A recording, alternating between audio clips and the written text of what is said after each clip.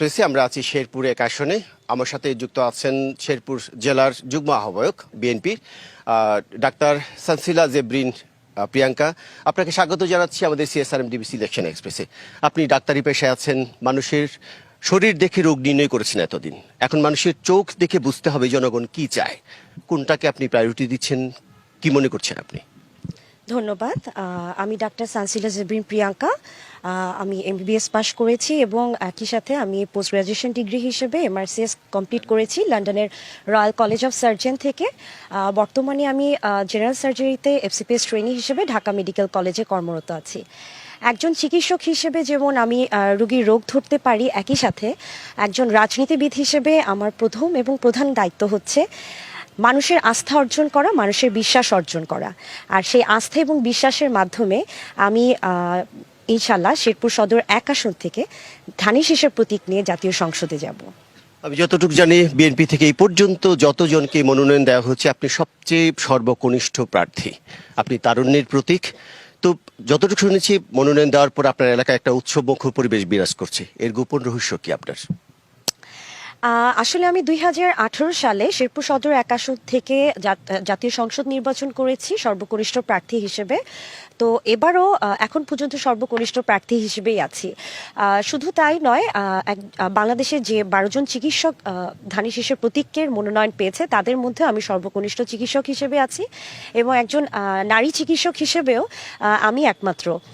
সুতরাং সারা বাংলাদেশের প্রত্যেকটা মানুষের ফোকাস এখানে থাকবে, এটাই স্বাভাবিক। এবং আমি যেহেতু তারুণ্যের প্রতীক নিয়ে কাজ করছি এবং শেরপুর সদর এক আসনের সকলের ফোকাস এই কারণেই, কারণ হচ্ছে তরুণ নেতৃত্ব বাংলাদেশে এখন বিরাজ করছে এবং তরুণদের মাধ্যমেই ইনশাল্লাহ বাংলাদেশে এগিয়ে যাবে। আপনাদের নেতা তারেক রহমান তিনি বলেছেন তারুণ্যের প্রথম ভোট ধানের শীষের পক্ষে হোক। নিশ্চয়ই আপনি তারুণ্যের প্রতীক বলছেন, আমরাও সেটি দেখছি, কিন্তু কি ভাবনাতে তাদের প্রায় 4.5 কোটি নতুন ভোটার সারা বাংলাদেশে, তাদের উদ্দেশ্যে আপনি কি বলবেন? তাদের নিয়ে কি স্বপ্ন আপনাদের? আসলে বাংলাদেশের জুলাই আগস্ট হত্যা কাণ্ডের পর আমাদের 1400 শহীদ হয়েছে এবং এই 1400 শহীদের রক্ত দিয়ে আমরা তরুণরা নতুন বাংলাদেশের স্বপ্ন দেখছি। আর সেই স্বপ্নে আমরা তরুণরা এগিয়ে আসতে চাই একটি সুন্দর বাংলাদেশ গড়ার লক্ষ্যে। আর সেই ক্ষেত্রে আমরা তরুণরা চাই যুব সমাজের উন্নয়ন এবং বিশেষ করে আমার শেরপুর সদর এক আসনের মানুষদের কর্মসংস্থানের ব্যবস্থা যেন হয়, তরুণরা যেন তাদের শিক্ষা দীক্ষা এবং পেশাগত দিক থেকে এগিয়ে থাকে। বিশেষ করে আমাদের শেরপুর যেহেতু একটা অবহেলিত এরিয়া, সেখানে আমাদের তরুণ সমাজ যেন ফ্রিল্যান্সিং, সোশ্যাল মিডিয়া অ্যাক্টিভিস্ট এবং তারা তাদের প্রত্যেকটা সেক্টরে যেন তারা স্বাধীনভাবে মত প্রকাশ করতে পারে এবং বাংলাদেশের ইতিহাসে আর কখনো যেন কোনো ফ্যাসিস্ট না জন্মাতে পারে, তার জন্য আমরা সকল তরুণ একসাথে কাজ করব। দেখি আপনার বাবার হাত ধরে আপনি রাজনীতিতে এসেছেন, কিছুক্ষণ আগে যখন দেখি আপনার বাবা সামনে বসে আছে, আপনি এখনো তার পরামর্শ নিচ্ছেন।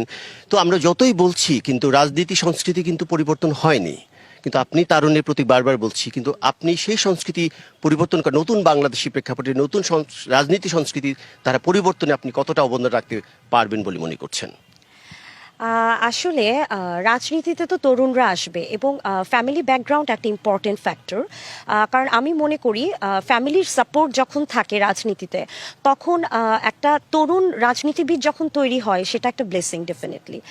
আর তারপরও যেটা হচ্ছে আমরা তরুণরা কিন্তু আমাদের যে নতুন চিন্তা চেতনা এবং মানুষের জন্য মানুষের যে কাজ করার ব্যবস্থা এবং আমাদের মনের যে ইচ্ছা, সেটা কিন্তু অত্যন্ত স্মার্ট। সবশেষে আপনাদের নারীর নেতৃত্বে আছেন, নারীদের জন্য যদি ছোট্ট করে কিছু বলেন। নারীদের জন্য সবসময় আমার কাজ করার ইচ্ছা আছে একজন নারী চিকিৎসক হিসেবে এবং আমি চাই নারী নতুন উদ্যোক্তা তৈরি হোক, নতুনভাবে তারা প্রশিক্ষণ পাক এবং তারা বিভিন্ন ট্রেনিংয়ের মাধ্যমে তারা বিভিন্ন ক্ষুদ্র ব্যবসায়ী হোক এবং বিভিন্ন পেশায় তারা ইনক্লুডেড হোক। এটা সবসময় আমার চা থাকবে এবং নারীরা অবশ্যই উচ্চশিক্ষায় শিক্ষিত হবে যেন প্রত্যেকটা সেক্টরে নারীদের অবদান থাকে। আপনাকে অনেক অনেক ধন্যবাদ আমাদের সাথে সংযুক্ত হওয়ার জন্য। শুনছিলেন সিএসআরএম ডিবিসি ইলেকশন এক্সপ্রেস। আমরা আগামীকালকে শেরপুর 2 এবং 3 আসনে সেখানকার রাজনীতিবিদদের সাথে কথা বলার চেষ্টা করব। ততক্ষণ সিএসআরএম ডিবিসি ইলেকশন এক্সপ্রেস আমাদের সাথেই থাকবে।